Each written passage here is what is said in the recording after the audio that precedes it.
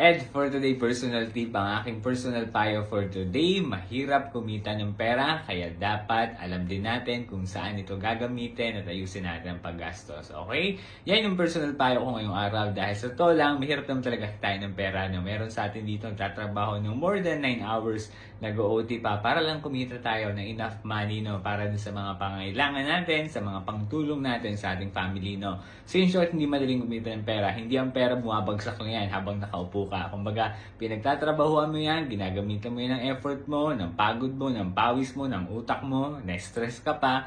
Lalo-lalo na kung yung trabaho na ginagawa mo, yung tipong hindi mo ito love or hindi mo ito talagang wala kang passion dito. Pero then again, kailangan mo kumita ng pera dahil nga meron kang mga expenses.